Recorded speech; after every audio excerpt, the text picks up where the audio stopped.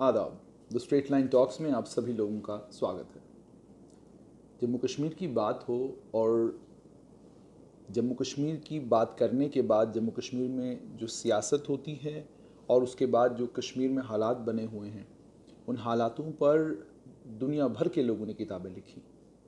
लेकिन एक ऐसी शख्सियत आज मेरे साथ है जिन्होंने जम्मू कश्मीर में एक लंबे चौड़े अरसे तक जम्मू कश्मीर की एडमिनिस्ट्रेशन को देखा, जम्मू कश्मीर के पॉलिटिकल सिस्टम को देखा, जम्मू कश्मीर के एडमिनिस्ट्रेटिव सिस्टम को समझा, जम्मू कश्मीर के एडमिनिस्ट्रेटिव सिस्टम में कंट्रीब्यूट किया।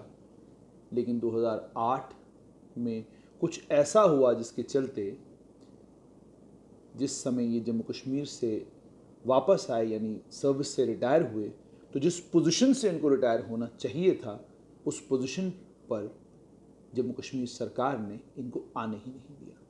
मेरे साथ हैं डॉक्टर अरुण कुमार। डॉक्टर साहब, बहुत बहुत स्वागत। Thank you. डॉक्टर साहब, सबसे पहले आपको बहुत बहुत मुबारक। आपकी किताब है, डॉक्टर साहब की किताब है Kashmir is free, Arun Kumar IAS, और इनके साथ में इनके बेटे हैं प्रसन्नजीत कुमार।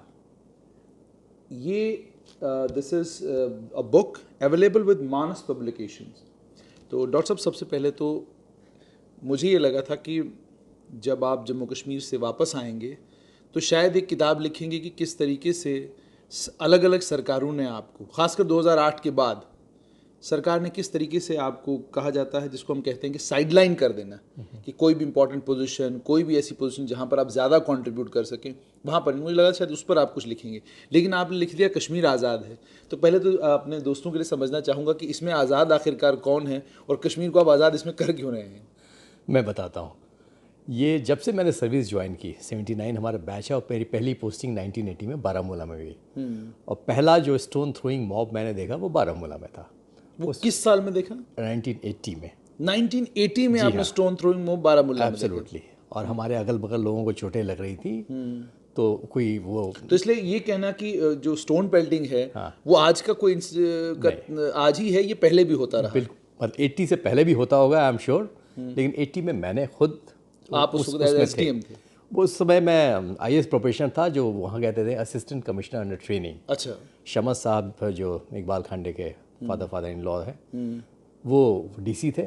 उनके नीचे मैं ट्रेनिंग कर रहा था। तो चूंकि पहली बार वो मॉब फेस करना था, वो ले गए मुझे लॉ एंड ऑर्डर ड्यूटी में। बारामूला में दूसरे साइड से जो पुल से वो क्राउड था, पुराने साइड से आ रहा था जी। शेख अब्दुल्ला साहब चीफ मिनिस्टर थे, और उनके ओपनर्स जो थे, जो अभी मीर वैस फारूक है, उनके फादर साहब थे। हाँ, मौलवी फारूक, जो फेमस जो शेर बकरा की लड़ाई थी, वो वाला था। और उसी वक्त से मैंने सुनना शुरू किया, हम क्या चाहे आज़ादी, और पाकिस्तान से रिश्ता क्या, वगैरह वगैरह। पाकिस्तान से रिश्ता क्या, ला इलाहा इल्लल्लाह, ये आप तभी सुनते रहे? तभी से सुन रहा था मैं जी। और तभी से, मतलब सोचिए 37-38 साल पहले से मेरे दिमाग में था, यार इनको अक्ल नहीं है क्या? They want to go with Pakistan which is failed state, है ना। और तब से अब तक तो बहुत सीरियस हो गया, हर जगह यही सुन रहे हैं। तो मेरे दिमाग में प्लॉट आया कि मान लो हाइपोथेटिकली अगर इनको आज़ादी दे दी जाए, ये जो मांग रहे हैं ये इनको मिल जाए, फिर क्या होगा।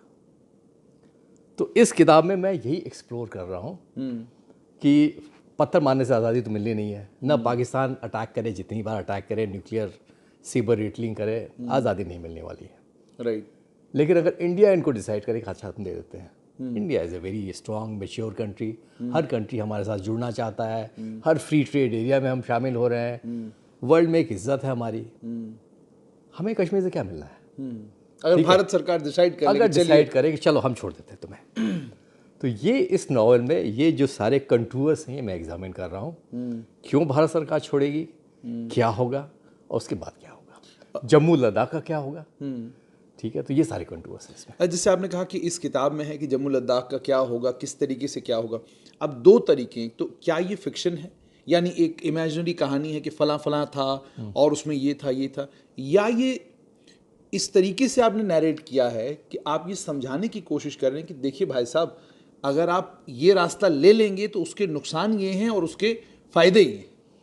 तो ये मैं एक इमेजिनरी एक डेट तो ले रहा हूँ, April 1, 2022, जब कश्मीर से इंडिया निकल जाएगा। ठीक है। नेचुरली उसके पहले जम्मू और लद्दाख को भी निकलना पड़ेगा और उनको ट्राइफर्केशन की डिमांड बहुत दिनों से चल रही है।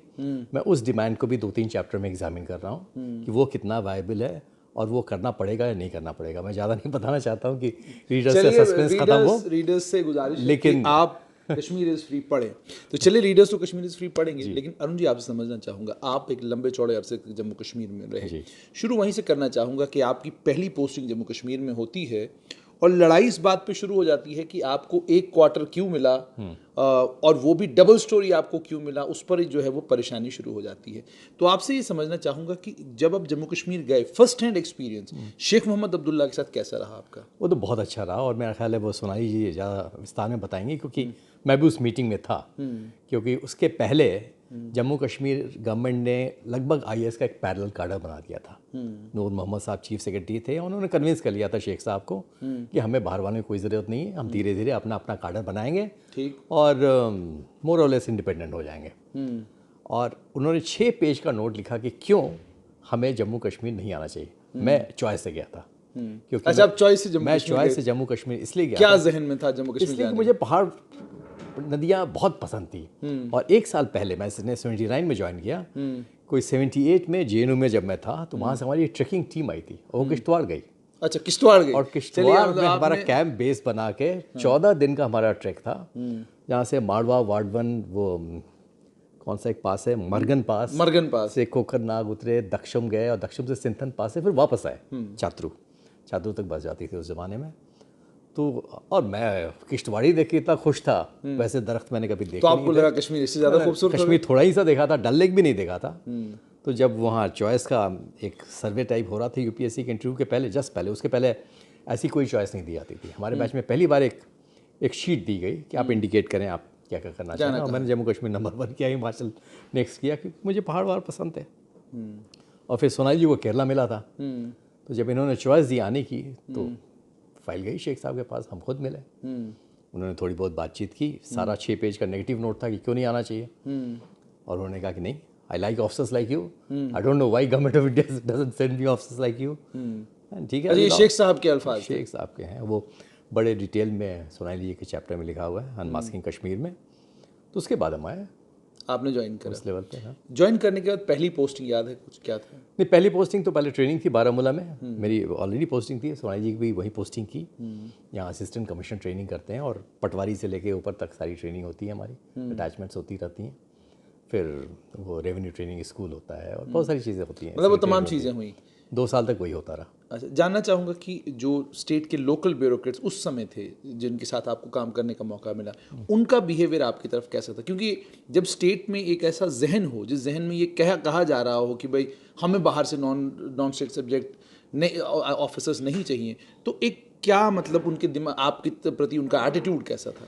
देखिए, मैं इसको 2 पार्ट में डिवाइड करूँगा। एक तो पर्सनल लेवल पे, पर्सनल लेवल पर हमारे बहुत अच्छी दोस्ती रही हर जगह से, सबके साथ पर्सनल लेवल पर, सब शादियों वादियों में हर जगह जाना आना, वो सब काफ़ी था। बट ऑफिशियल लेवल पे, जैसा आप कह रहे हैं, थोड़ा विशिएट एटमॉस्फेयर हो गया था। अच्छा, उनको उनको लगता था कि अब ये आएंगे तो शायद हमारी प्रमोशन कम हो जाएंगी।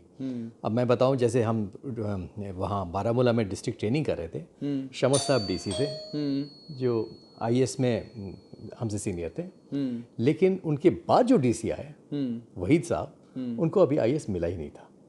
अच्छा, तो बिना आईएएस में मिले प्रमोशन, कोई रैंक वैंक नहीं, अभी बैच नहीं, वो डीसी बन गए और हम प्रोबेशनर थे। अब उनको ये खटकता था कि कल को मेरी जब सीनियरिटी फिक्स होगी, हम इनसे जूनियर तो नहीं हो जाएंगे, ये जो प्रोफेशनल्स हैं। मतलब यहाँ तक वो कॉन्फ्लिक्ट ला कि जो हमें कमरा दिया हुआ था, एक नया कमरा दिया हुआ था बारामूला में, बिल्कुल, तो उन्होंने अपना डीसी का कमरा जो झेलम के बिल्कुल किनारे था, बड़े बड़े विंडो से, बड़ी अच्छी वहाँ से सीनरी थी, वो छोड़ के वो हमारे कमरे में आ गया। अच्छा, और हमको भेज दिया अपने कमरे में। अच्छा, तो हम डीसी के कमरे में बैठते थे हम दोनों, और वो हमारे कमरे में बैठते थे। मतलब इस टाइप की कॉम्प्लेक्स थी। कहीं भी जाना, कोई जीप वीप देनी हो तो सबसे ख़राब जीप देनी, ये सब था। लेकिन 1 आध महीने में हमारी इतनी दोस्ती हो गई, उन्होंने घर में बुला के इतना खिलाया हमें, ऐसी ऐसी डिशेस जो हमने कभी खाई नहीं थी। मटन विथ एप्पल हमने कहीं नहीं देखा था बिहार में, कम से कम। तो वो दोस्ती हमेशा तक रही। वो दोस्ती हमेशा बाद में फॉर्चुनेटली वो हमसे सीनियर भी हो गए, तो that was not a problem, लेकिन वो दोस्ती रही। लेकिन ये विशेष होता रहा। विशेष होता रहा। आपसे जानना चाहूँगा कि 89 का जो पीरियड था, 89 से लेकर 96 तक का जो पीरियड था, 7 साल का जो पीरियड था, 89 से 96 का जो पीरियड था, इस पीरियड के बारे में थोड़ा आपसे समझना चाहूँगा, क्योंकि सरकार थी नहीं, गवर्नेंस रूल जम्मू कश्मीर में लगा हुआ था। तो ये 7 साल के पीरियड में what were you doing at that time? 89 I think we had come away to Delhi. 88 अक्टूबर में ही मेरी दिल्ली में पोस्टिंग हो गई थी। ठीक। सो इसलिए जब मिलिटेंसी का प्रॉब्लम जब शुरू हुई उस वक्त हम नहीं थे स्टेट में। And then we came back in 93 I think after 4 years। और उस वक्त आई थिंक गवर्नर रूल ही था। गवर्नर रूल था उस टाइम, रूल ही बिल्कुल था उस 93 में वक्त, था, बिल्कुल। 96 में पहले जी हाँ। इलेक्शन हुए। हाँ। तो उसके पहले एक गवर्नर रूल हमने जगमोहन साहब का देखा था, which was in 86 I think, 6 महीने का, जब उन्होंने मुझे डायरेक्टर इन्फॉर्मेशन बना दिया।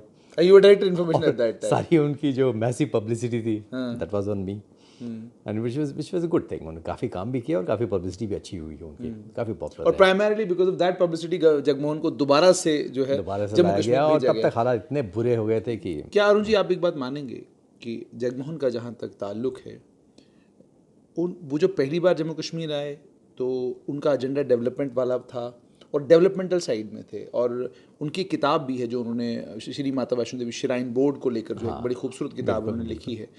जो व्यक्ति अपने धर्म के प्रति भी रिफॉर्म्स के मूड में था, आखिरकार उसकी छवि जो है वो कश्मीर में ख़राब क्यों हुई? क्योंकि आप तो डायरेक्ट इन्फॉर्मेशन रहे हैं, 6 महीने आप उनको अच्छे से करीबी से देखा वो होगा। नेगेटिव प्रोपेगेंडा, पूरा नेगेटिव प्रोपेगेंडा रहा है। क्या जैसे because he was tough administrator, he had no other corruption option. Tolerate नहीं कर रहा था? नहीं, he had no other option. The second time when he came, तो 1990 में वो इतना इरप्शंस हो रहे थे चारों तरफ, वो मीरवैस फरूक के फादर का जो असैसिनेशन हुआ, और जैसे क्राउड सड़कों पे आ गया और पुलिस नहीं कंट्रोल कर पाई, फायरिंग हो गई, तो सिचुएशन ऐसी ख़राब थी कि उनको कर्फ्यू लगाना ही पड़ गया था, और उसमें थोड़ी उनकी छवि धूमिल हो गई थी।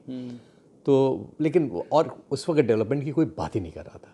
लोगों के दिमाग में था कि बस आज़ादी वही मिलने वाली है बस। और वो पाकिस्तान का वो ऐसा ही इंटरनेशनल माहौल था।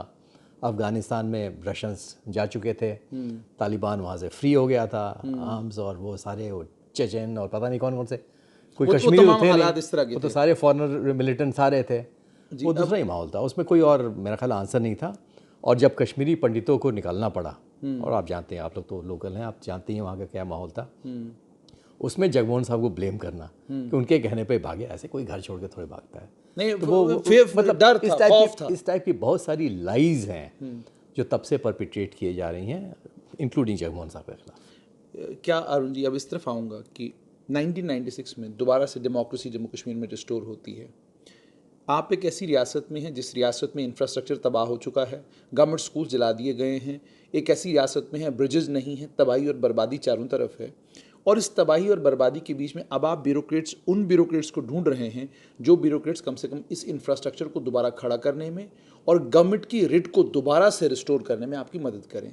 आप 96 में जम्मू कश्मीर में, आपसे समझना चाहूँगा कि क्या क्राइटेरिया, क्या पैमाने थे सरकारी उस वक्त की सरकार के कि किस अफसर को कहाँ पोस्ट किया जाए, किस बुनियाद पर ये पोस्टिंग उस वक्त होती थी, खासकर जम्मू कश्मीर में? क्योंकि अक्सर हम कहते हैं कि फ़लाँ जगह पे जो है राजनीतिक तौर पर जो करीबी आपका हो उसको पोस्ट किया जाए। जम्मू कश्मीर में आपका क्या एक्सपीरियंस रहा? देखिए, उस दौरान भी जो टॉप पे जो ऑफिसर्स थे वो वही थे जो पहले जो पॉलिटिशियंस के टाइम में थे, और उनके साथ साठगांठ करके, क्योंकि सारी प्रायोरिटी यही थी कि गवर्नमेंट ऑफ इंडिया से पैसे लाने हैं और हमें बांटना है।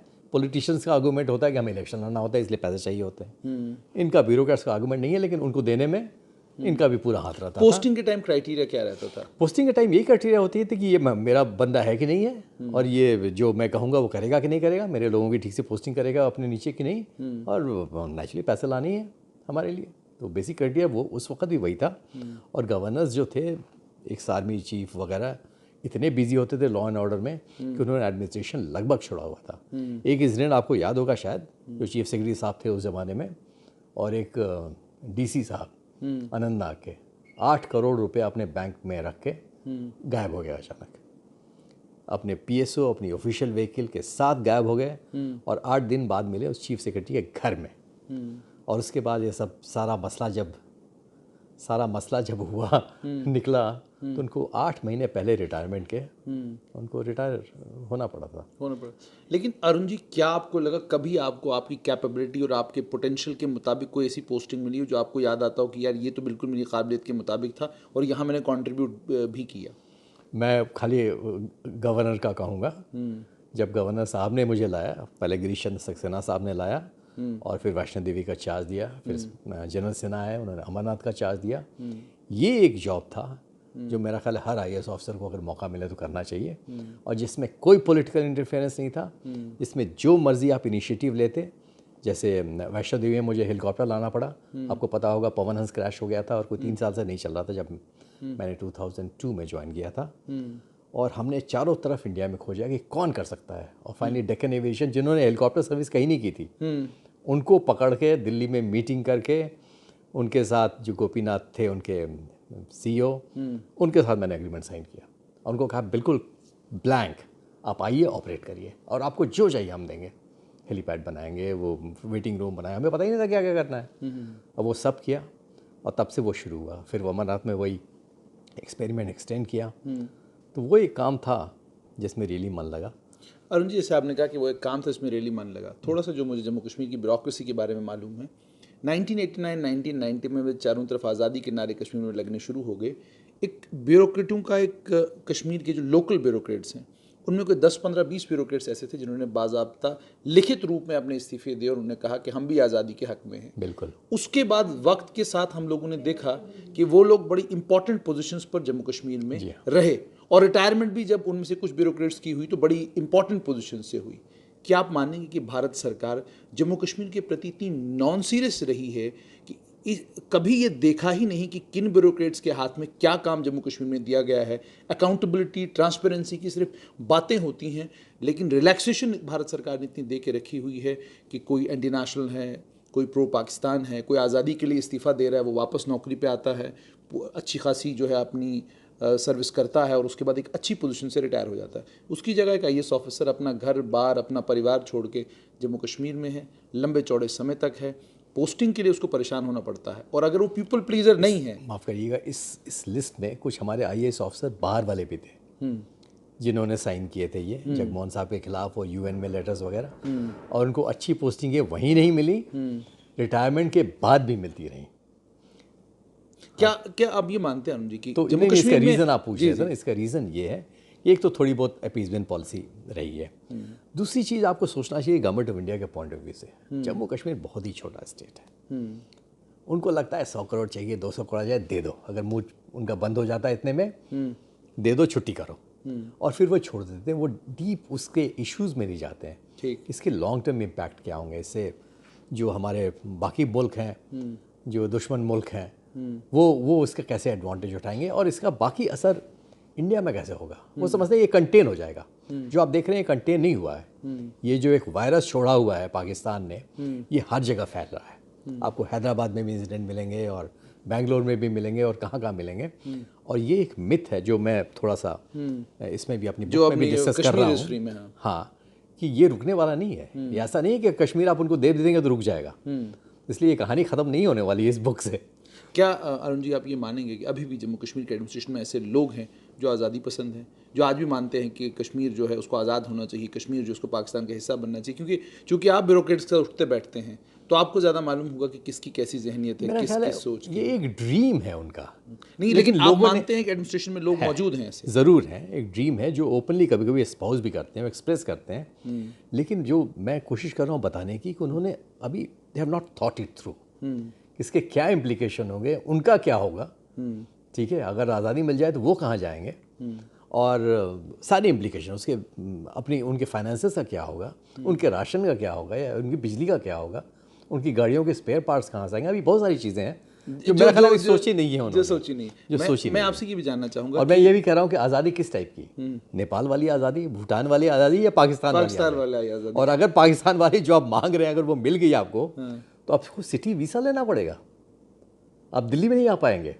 पहले ही चैप्टर में हमारे है कि फ़्लाइट्स बंद हो जाएंगी आपकी, जम्मू सील हो जाएगा, बैनिहाल सील हो जाएगा, आपका फ्रूट कैसे आज़ादपुर मंडी जाएगा, वाया वाघा जाएगा कैसे? That's right. अरुण जी, आपसे ये समझना चाहूँगा, कि जैसे आपने कहा कि ये जम्मू कश्मीर में इस तरह, मैं आपसे ये भी समझना चाहूँगा कि क्या ये एक हकीकत है जम्मू कश्मीर की एडमिनिस्ट्रेशन के बारे में, जैसे आपने कहा कि कश्मीर वैली का जहाँ तक ताल्लुक है, टूरिज़्म डिपार्टमेंट ने हो या कोई भी दूसरा डिपार्टमेंट हो, उसकी फर्स्ट प्रायोरिटी कश्मीर रहती है, सेकंड प्रायोरिटी, थर्ड प्रायोरिटी नहीं बल्कि फोर्थ प्रायोरिटी उसकी जम्मू में वो इलाके रहते हैं जिन इलाकों में टूरिज़्म का पोटेंशियल है, चाहे डोडा है, भद्रवाह है, किश्तवाड़ है।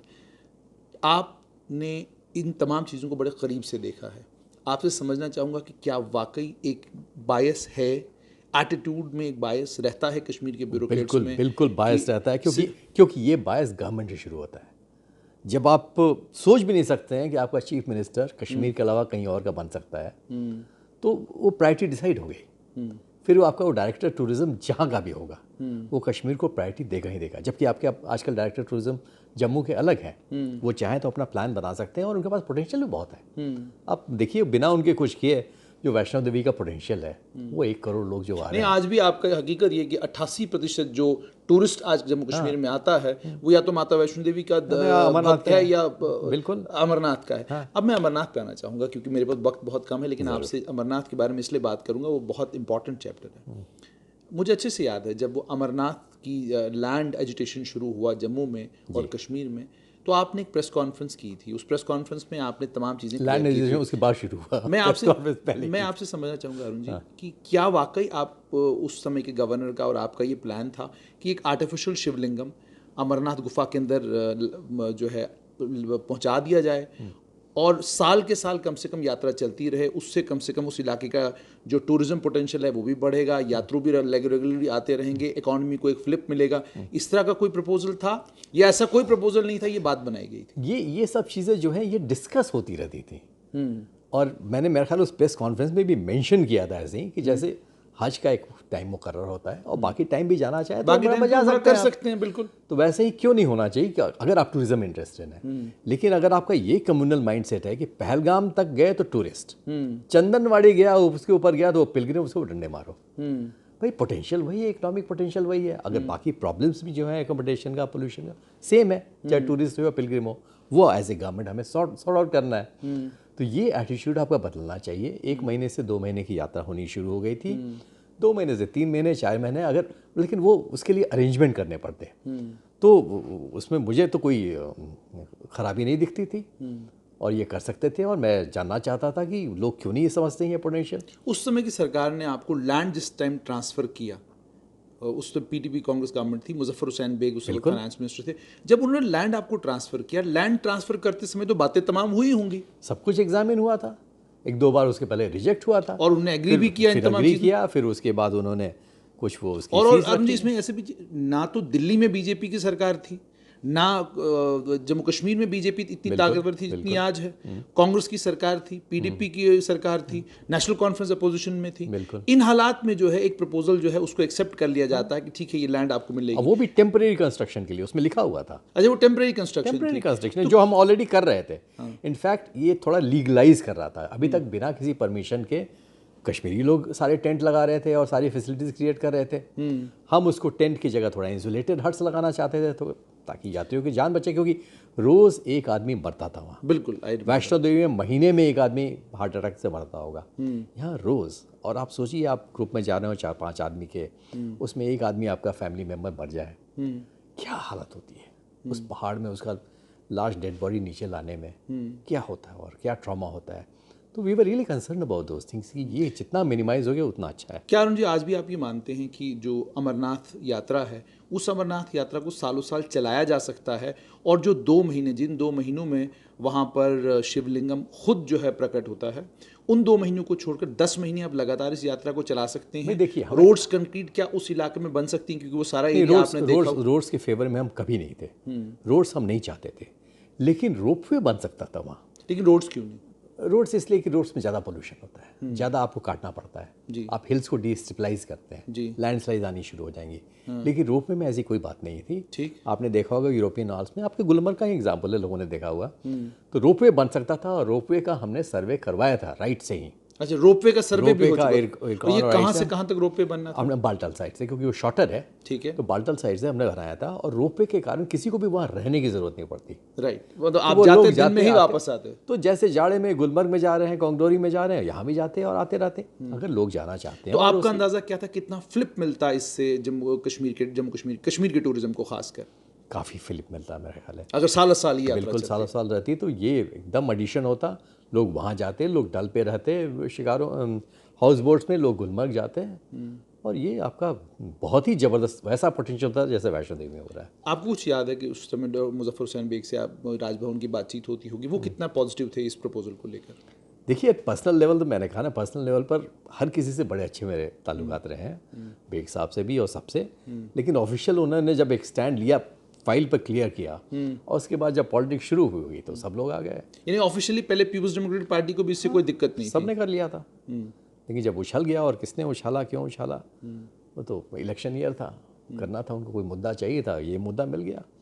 तो इस मुद्दे पर उन्होंने सारी की सारी राजनीति की। बिल्कुल। लेकिन क्या अरुण जी, आप एक ब्यूरोक्रेट रहे, जम्मू कश्मीर लंबे समय तक आपने काम किया है, बहुत आसान है, हम कहते हैं कि अगर हज से रिलेटेड कोई बात उठ जाए, किसी दरगाह से, पीर बाबे से रिलेटेड कोई बात उठ जाए, तो फ़िरका परस्ती का टैग फ़ौरन लग जाता है।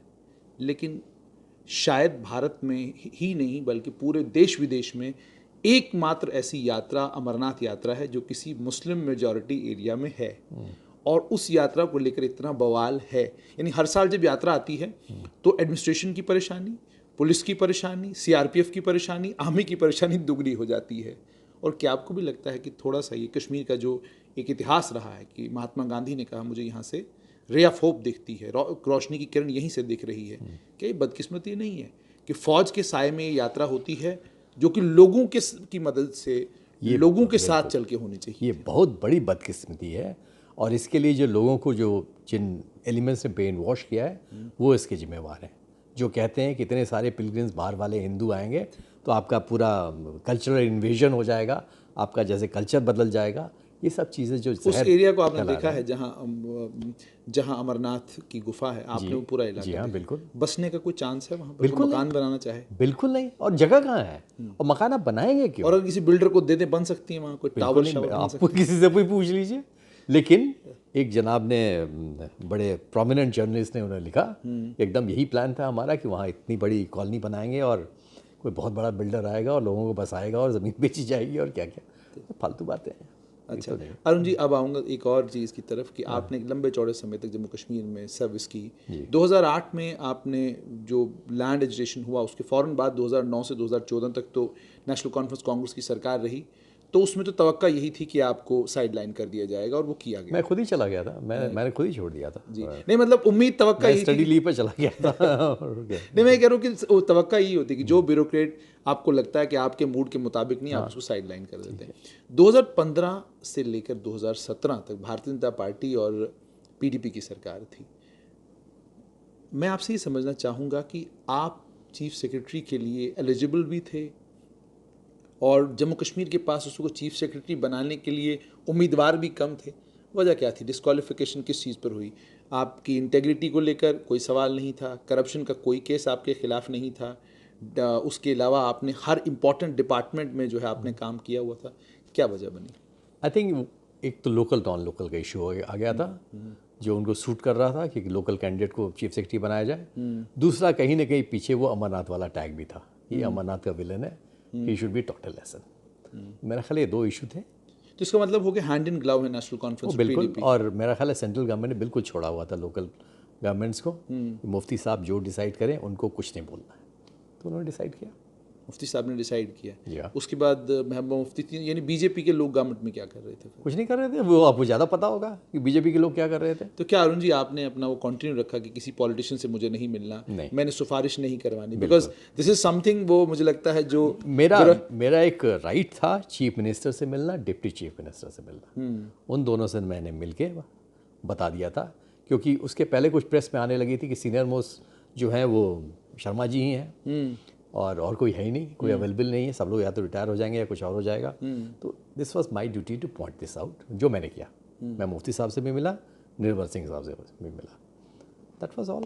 उसके अलावा केसेस मलाल है कोई इस चीज़ का कि आप एक रियासत में, एक जिस रियासत को आपने खुद चुना, और जिस रियासत के उस वक्त के चीफ मिनिस्टर ने आपका इस्तकबाल किया, खैर मकदम किया कि मुझे आप जैसे ऑफिसर्स यहाँ पर चाहिए, आप कंट्रीब्यूट नहीं कर सके उस तरीके से जिस तरीके से नहीं, आपने करना चाहा। वो मलाल हमेशा रहेगा कि मैं जो कंट्रीब्यूट कर सकता था नहीं किया, और वो थोड़ा बहुत इन किताबों में आएगा थ्रू मेनी सजेशन। इसमें गवर्नेंस के भी कई मैटर्स हैं जो शायद लोगों को समझ में आए तो, और उस पर अमल करें तो अच्छा रहेगा। तो अभी अरुण कुमार जी आजकल क्या चल रहा है? अब तो आप फ्री हैं वहाँ से। हाँ बिल्कुल, अब आपने एक किताब देखी, अब दूसरी आएगी।